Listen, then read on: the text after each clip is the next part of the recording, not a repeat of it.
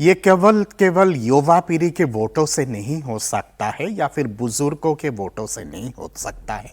महिलाओं का बहुत बड़ा योगदान रहा है, युवाओं का, बेरोजगार युवाओं का बहुत बड़ा योगदान रहा है, और उसके साथ साथ तालिबानी बाहिनी और लुंगी बाहिनी, रोहिंग्या बाहिनी के जो अत्याचार रहा है 15 साल तक, ये लुंगी बाहिनी का, उनको भी तारीपार करने का वोट था। ये जिस तरह का आक्रोश था आरजीगर के घिनौना हादसा को लेके, दुर्गापुर के घिनौना हादसा को लेके, कौशबा साउथ लॉ कॉलेज के हादसा को लेके, या फिर पार्क स्ट्रीट के हादसा को लेके, आपके बशीरहाट को लेके, आपके धुलियान को लेके, आपके मालदा को लेके, आपके दिनाजपुर को लेके, मुर्शिदाबाद को लेके, शीतलकुची को लेके, ये उन्हीं सब चीज़ों का नतीजा है कि इस तरह का नतीजा निकला है।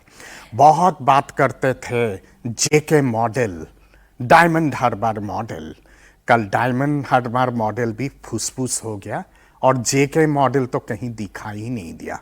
इतना ज़्यादा घबरा गए थे कि ईवीएम पे भारतीय जनता पार्टी का जहाँ पे चिन्ह है वहाँ पे आपका ब्लैक सेलोटेप लगा दिए थे।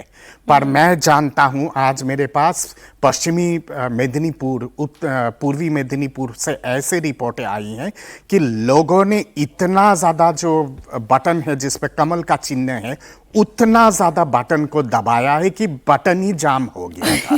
ये तो सच्चाई है और आप इसको क्रॉस चेक कर सकते हैं आपके लोकल रिपोर्टर्स से। मैं तो सर ये कह रही हूँ कि जनता ने अपना जनादेश दे दिया और जो एग्जैक्ट नंबर है वो 4 तारीख को मुझे दिखाई दे जाएगा और जनता भी देख लेगी।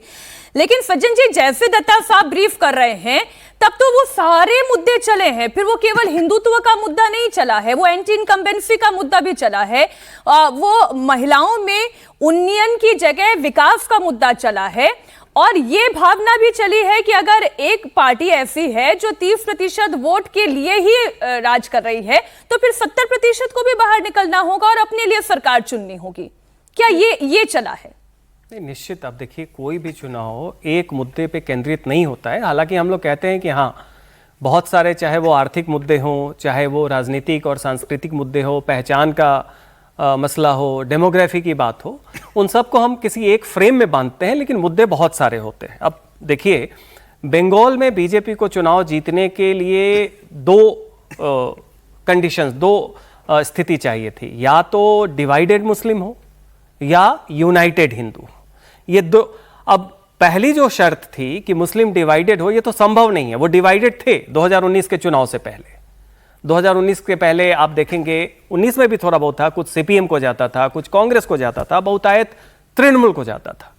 लेकिन जैसे ही बीजेपी एक विकल्प के तौर पे उभरी, 2019 के लोकसभा चुनाव में लगभग 40% वोट पाके जो दिखाया कि 60% हिंदुओं का वोट बीजेपी को मिल रहा है, आपने देखा कि 21 के चुनाव में वो जो 3 पार्टियों में जो मुस्लिम वोट डिवाइड होता था अलग अलग हिस्सों में, वो एक साथ लामबंद हुआ, कुछ एक छोटे से हिस्से को छोड़ के। इस बार आप देखिए कि वो और ज्यादा लामबंद है। तो दूसरी स्थिति क्या है कि हिंदू भी लामबंद हो। तो अभी आप देखिए, जो हम लोग इन्हें सनीदा कहते हैं, पुराने हमारे सीनियर हैं जेएनयू से, जो कह रहे थे वो उसी बात को कह रहे थे कि इस बार हिंदू यूनाइटेड है।